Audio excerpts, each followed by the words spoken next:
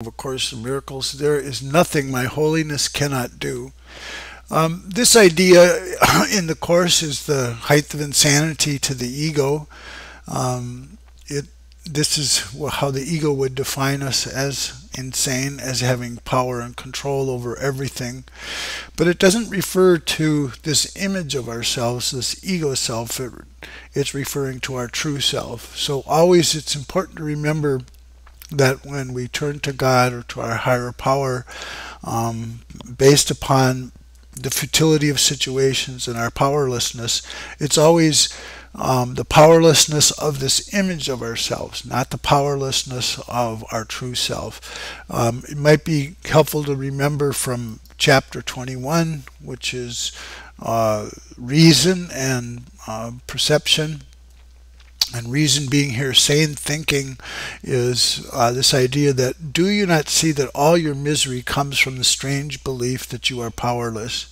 Being helpless is the cost of sin. Helplessness is sin's condition, the one requirement that it demands to be believed.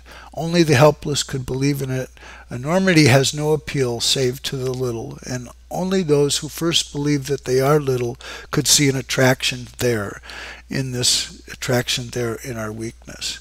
So it goes on to say in this section, and I've referred to this before, that these are the questions that we need to ask ourselves. Do I desire a world I rule instead of one that rules me? Do I desire a world where I'm powerful instead of helpless? And do I desire a world in which I have no enemies and cannot sin?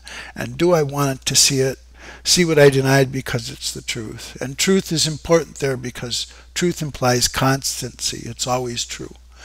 So that's key here. So let's begin. Your holiness reverses all the laws of the world. And remember, the laws of the world is believing that the world causes us instead of us inventing it. It's reversing that idea. It's beyond every restriction of time, space, and distance and limits of any kind. Remember that when we're doing this lesson today, that beyond time means anything that has happened, any problem that we've seen in the past with anyone. This lesson would apply to that. So space and time, limits of any kind. Your holiness is totally unlimited in its power because it establishes you as a child of God at one with the Creator. So we're not referring to our ego self. It's not that's all powerful or has dominions over everything. It's this true self. And to remember that the ego's argument for itself and convincing ourselves that we need the ego's help or we should turn to it is always an argument that in our minds, whether we're conscious of it or not, the ego says, see, God's left you alone here and didn't protect you and you're powerless, and so now you need to depend on me, the ego. That's always its argument. You're weak and limited. Okay, so we're challenging that idea. Through your holiness, the power of God is made manifest. We're that instrument of God here. We're the demonstration of God's power. Through your holiness, the power of God is made available, and there is nothing the power of God cannot do. So that's the basic argument here. It's easy to see that God's unlimited. We think of God as unlimited by definition. So it's harder for us to believe we're unlimited, but since we're part of God, then therefore we must be unlimited. That's just sane reasoning. That's just keeping your logic constant. If God's unlimited, so must we be. So your holiness then can remove all pain, can end all sorrow, and can solve all problems. It can do so in connection with yourself and with anyone else. It's equal in its power to help anyone because it's equal in its power to save anyone. Okay, so this is key in this reflection. Like it said yesterday, this is our true function here in the world. It's equal in power to help anyone, including ourselves, because it's equal in its power to save anyone. And it's save us and them from this concept of being little and small and powerless. If you are holy, so is everything God created. You're holy because all things He created are holy, and all things He created are holy because you are. So we're just looking at our train of thinking here and following through on its premises. So if you're holy, so is everything God created holy, and all things are. So in today's exercises, we will apply the power of your holiness to all problems, difficulties, or suffering in any form that you happen to think of in yourself or in someone else.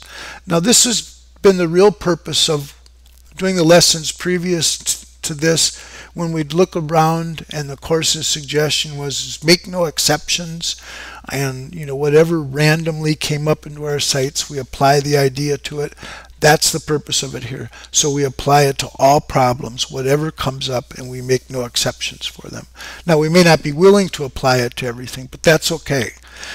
We're not expected to be perfect in this, just expected to try it. All right, so we'll make no distinctions because there are no distinctions. Distinctions between your problems and someone else's. That's key to being a teacher of God, is not seeing your interest as separate from somebody else, not seeing their problems as different from yours. Okay, they're the same.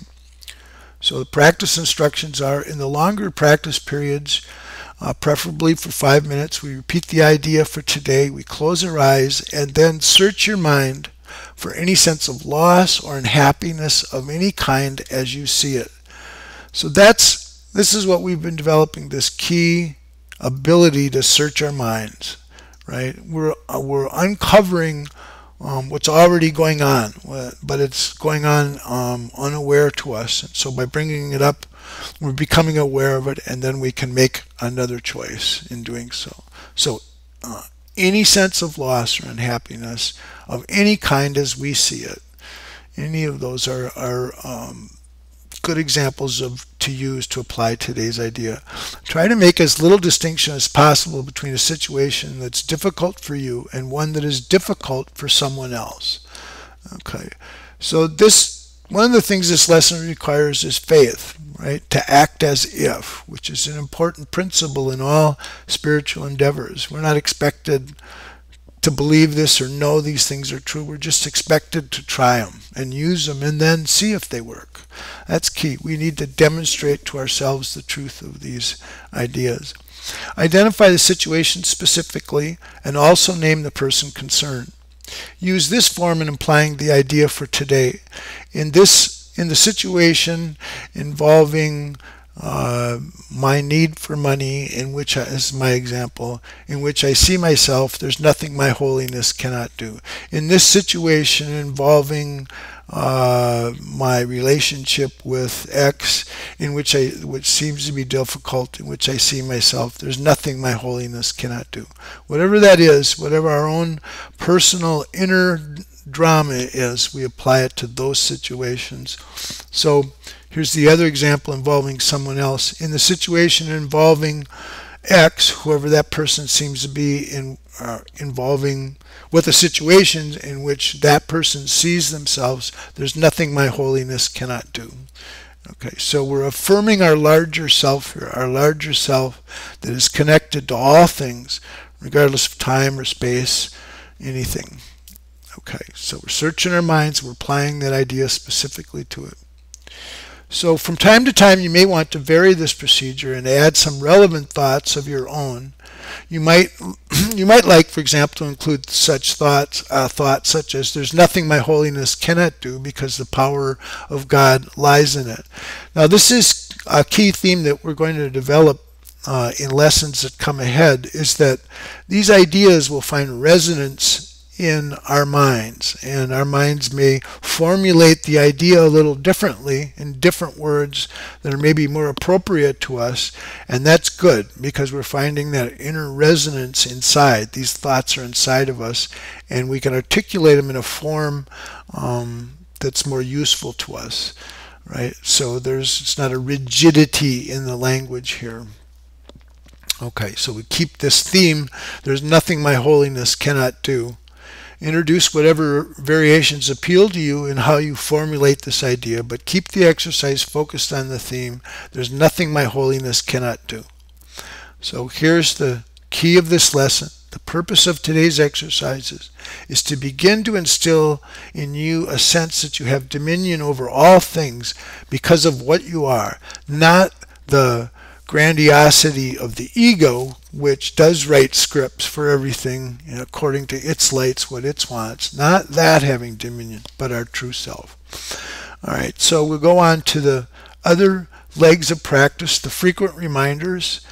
Throughout the day, we apply the idea in its original form. There's nothing my holiness cannot do, unless a specific problem concerning you or someone else's arises or comes to mind. In that event, we use the more specific form, which is in this situation involving whatever the problem is in which I see myself, or in this situation involving whatever the problem is in which this other person sees themselves.